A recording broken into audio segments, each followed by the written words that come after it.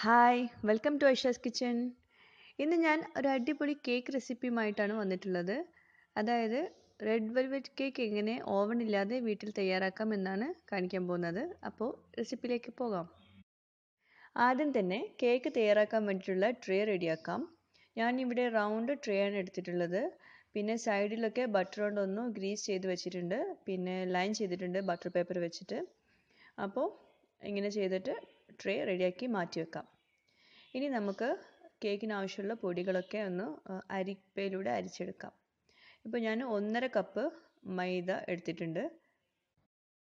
അതായത് ഒരു cup 250 ml ആണ്. പിന്നെ ഇതിലേക്ക് ഒരു 2 ടേബിൾ സ്പൂൺ കൊക്കോ പൗഡർ ചേർത്ത് കൊടുക്കാം. ഇത് അൺസ്വീറ്റൻഡ് കൊക്കോ പൗഡറാണ്. ഇനി ഇതിലേക്ക് 1 ടേബിൾ സ്പൂൺ ബേക്കിംഗ് പൗഡർ, പിന്നെ ഒരു 1/4 ടീസ്പൂൺ ഉപ്പും ചേർത്ത് അരിപ്പയിലൂടെ നല്ലോണം അരിച്ചെടുക്കണം. പിന്നെ അതുപോലെ കൊക്കോ പൗഡർ കൂടുതൽ ചേർക്കരുത്. ചേർത്താൽ കേക്കിൻ്റെ കളറ് തന്നെ മാറിപ്പോകും. ഇനി ഇതൊന്ന് ചെറുതായി ഒന്ന് മിക്സ് ചെയ്ത് കൊടുത്ത ശേഷം മാറ്റി വയ്ക്കാം. ഇനി ഒരു വേറെ പാത്രത്തിലേക്ക് ഒരു 1/4 കപ്പ് മോര് ഒഴിച്ചു കൊടുക്കണം. അതായത് മോരില്ലെങ്കിൽ ഒരു 1/4 കപ്പ് പാലിലേക്ക് ഒരു ടീസ്പൂൺ ചെറുനാരങ്ങ ചേർത്ത് ഒന്ന് മിക്സ് ചെയ്ത് കൊടുത്തിട്ടുണ്ടെങ്കിൽ ഒരു 10 മിനിറ്റ് ശേഷം മോരായിക്കോളും. ഇനി ഇതിലേക്ക് 1 ടീസ്പൂൺ സുർക്ക ചേർത്ത് കൊടുത്ത് വീണ്ടും ഒന്ന് യോജിപ്പിച്ച് കൊടുക്കുക. അതിലേക്ക് ഒരു ടീസ്പൂൺ അല്ലെങ്കിൽ 1/2 ടീസ്പൂൺ വാനില എസൻസും ചേർത്ത് നല്ലോണം മിക്സ് ചെയ്ത് കൊടുക്കണം. ഇത് നമുക്ക് കേക്കിൻ്റെ ബാറ്റർ മിക്സ് ചെയ്യുമ്പോൾ ചേർക്കാനുള്ളതാണ്. ഇനി നമുക്ക് കേക്കിൻ്റെ ബാറ്റർ റെഡിയാക്കാം.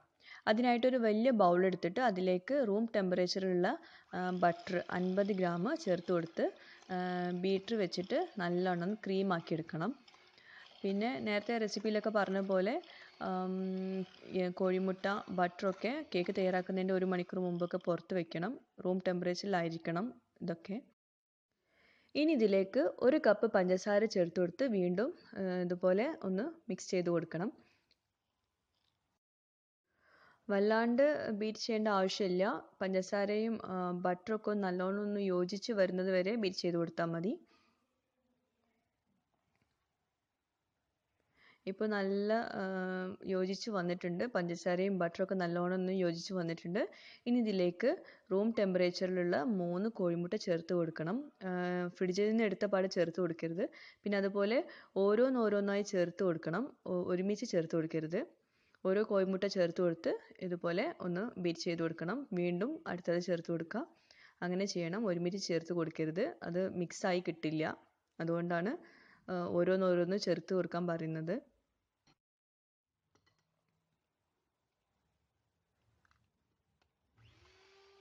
ഇനി നല്ലോണം ഒന്ന് ബീറ്റ് ചെയ്ത് കൊടുക്കാം.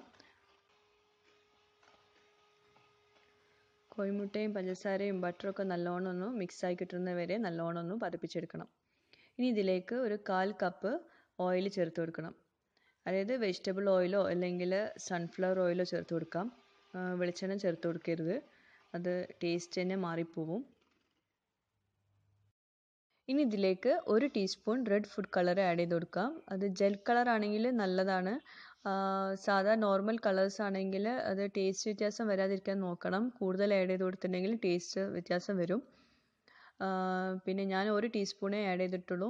അതാണ് ഈ കളർ വരുന്നത്. 2 ടീസ്പൂണൊക്കെ ആഡ് ചെയ്താൽ നല്ല റെഡ് കളർ കിട്ടും. ഇനി ഇതിലേക്ക് നമ്മൾ നേരത്തെ തയ്യാറാക്കി വെച്ച മോരിൻ്റെ മിക്സ്ചറും പൊടി അരിപ്പയിലൂടെ അരിച്ച് വെച്ച പൊടിയും അത് കുറേശ്ശെയായി യോജിപ്പിച്ച് കൊടുത്ത് അത് ഫോൾഡ് ചെയ്തെടുക്കണം. അതായത് ആദ്യം കുറച്ച് പൊടി ചേർത്ത് കൊടുത്ത് ഒന്ന് നല്ലോണം ഒന്ന് യോജിപ്പിച്ചെടുക്കണം.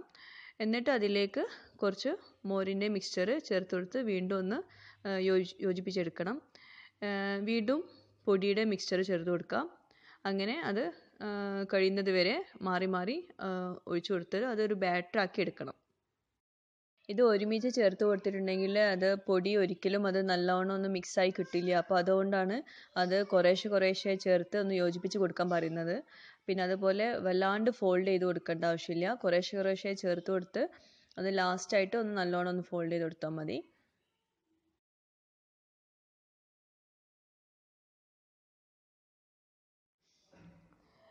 ഇപ്പോൾ കേക്കിൻ്റെ ബാറ്റർ റെഡി ആയിട്ടുണ്ട്. ഇനി ഇത് നേരത്തെ തയ്യാറാക്കി വെച്ച കേക്കിൻ്റെ ട്രേയിലേക്ക് ഒഴിച്ചു കൊടുക്കാം.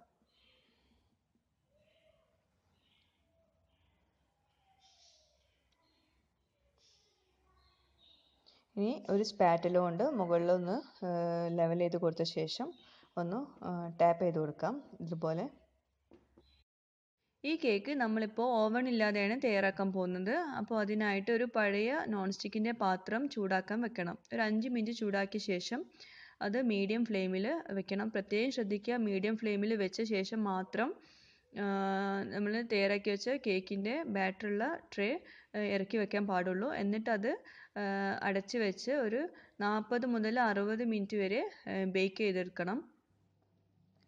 ഇപ്പോൾ കേക്കൊക്കെ നല്ലോണം പൊന്തി വന്നിട്ടുണ്ട്, പക്ഷെ റെഡി ആയിട്ടില്ല. അതുകൊണ്ട് അടച്ച് വെച്ച് ഒന്നും കൂടി വേവിച്ചെടുക്കണം. ഇപ്പോൾ റെഡി ആയിട്ടുണ്ട്.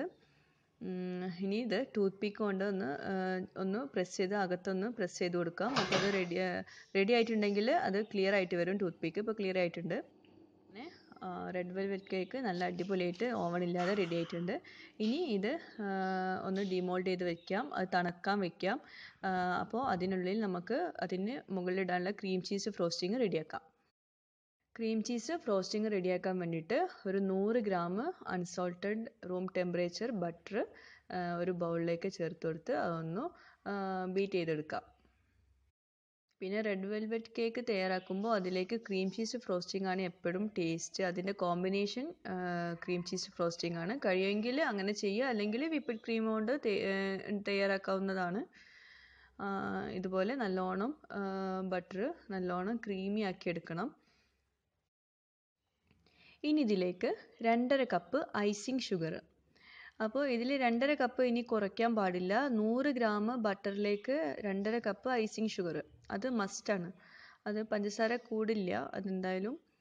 ഇനി ഇത് കുറേശ്ശെയായി ചേർത്ത് കൊടുക്കണം. അത് ഒരുമിച്ച് ചേർത്ത് കൊടുത്തിട്ടുണ്ടെങ്കിൽ അത് ഇതുപോലെ ബീറ്റായി കിട്ടില്ല. അപ്പോൾ അതുകൊണ്ട് കുറേശ്ശെയായി ചേർത്ത് കൊടുത്ത് അത് ക്രീമി ആക്കി എടുക്കണം. പിന്നെ ക്രീം ചീസ് ഫ്രോസ്റ്റിങ്ങിൻ്റെ ഡീറ്റെയിൽഡ് വീഡിയോ ഞാൻ വീണ്ടും വേറെ പോസ്റ്റ് ചെയ്യാം. കാരണം ഇതിൻ്റെ കൂടെ ചേർത്ത് കൊടുത്ത ഈ വീഡിയോ നല്ല ലെങ്തി വീഡിയോ ആവും. അപ്പോൾ അതുകൊണ്ടാണ് ഞാനിത് ക്വിക്കാക്കി കാണിക്കുന്നത്. ഇപ്പോൾ നല്ല ക്രീമി ആയി വന്നിട്ടുണ്ട്. ഇപ്പോൾ ഇതാണ് അതിൻ്റെ കറക്റ്റ് കൺസിസ്റ്റൻസി. അത് ഒരു സ്പാറ്റില കൊണ്ട് നല്ലോണം ഒന്ന് യോജിപ്പിച്ച് കൊടുക്കണം. ഇപ്പോൾ ഇതാ കണ്ടില്ലേ, ഈ കൺസിസ്റ്റൻസി വരണം. ഇനി ഇതിലേക്ക് ക്രീം ചീസ് ചേർത്ത് കൊടുക്കാം. 220 ഗ്രാം ക്രീം ചീസാണ് ഞാൻ ചേർത്ത് കൊടുത്തിട്ടുള്ളത്, റൂം ടെമ്പറേച്ചറിലുള്ളത്. അൽമറായി ക്രീം ചീസാണ് ചേർത്ത് കൊടുത്തിട്ടുള്ളത്.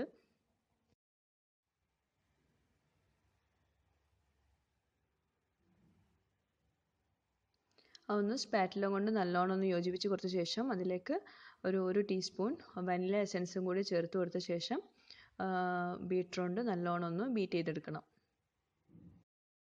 പിന്നെ അതുപോലെ ക്രീം ചീസ് ഫ്രോസ്റ്റിംഗ് എപ്പോഴും റെഡിയാക്കുമ്പോഴും ഈ ക്രീം ചീസ് ലാസ്റ്റ് ചേർക്കുന്നതാവും നല്ലത്.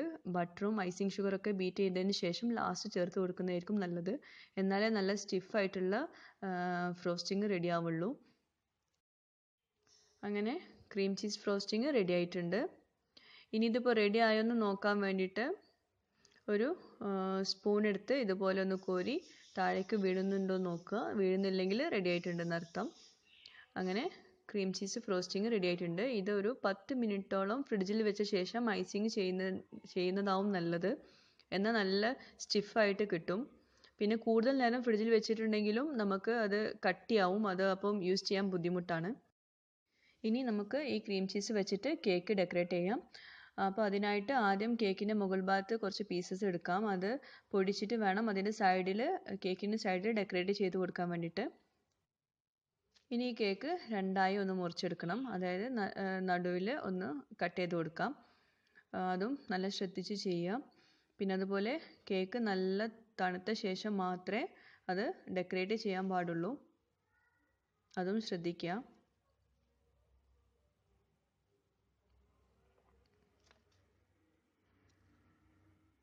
ഇപ്പോൾ രണ്ടായിട്ട് കട്ട് ചെയ്തെടുത്തിട്ടുണ്ട്.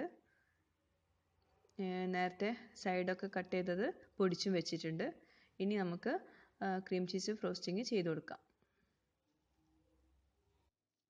ഒരു ലെയറിൽ ചെയ്ത് കൊടുത്തു. ഇനി അതിൻ്റെ മുകളിൽ മറ്റേ ലെയർ വെച്ച് കൊടുക്കാം.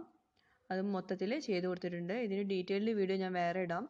അത് ഇതിൻ്റെ കൂടെ ഇട്ടിട്ടുണ്ടെങ്കിൽ നേരത്തെ പറഞ്ഞ പോലെ വലിയ വീഡിയോ ആയി പോകും. അതുകൊണ്ടാണ് ഞാൻ ഡീറ്റെയിൽഡ് കാണിക്കാത്തത്. ഇനി ഇതിൻ്റെ സൈഡിൽ ക്രംസ് കൊണ്ട് കേക്കിൻ്റെ ക്രംസ് കൊണ്ട് ഒന്ന് ഡെക്കറേറ്റ് ചെയ്ത് കൊടുക്കാം. ഇത് സിമ്പിളായിട്ട് ഡെക്കറേറ്റ് ചെയ്യുന്നതുള്ളൂ.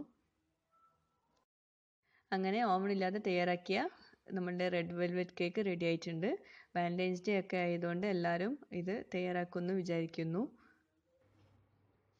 പിന്നെ അതുപോലെ എല്ലാ കേക്കും ഇതുപോലെ ഓവണില്ലാതെ ഈ മെത്തേഡ് ഉപയോഗിച്ച് ചെയ്യാം. പിന്നെ ഈ വീഡിയോസ് കണ്ടിട്ട് ഇഷ്ടമായെങ്കിൽ സബ്സ്ക്രൈബ് ചെയ്യാനും ലൈക്ക് ചെയ്യാനും കമൻറ്റ് ചെയ്യാനും ഒന്നും മറക്കരുത്. നിങ്ങളുടെ എല്ലാവരുടെ നിർദ്ദേശങ്ങളും അഭിപ്രായങ്ങളും ഒക്കെ കമൻറ്റ് ബോക്സിൽ ഇടുക. താങ്ക്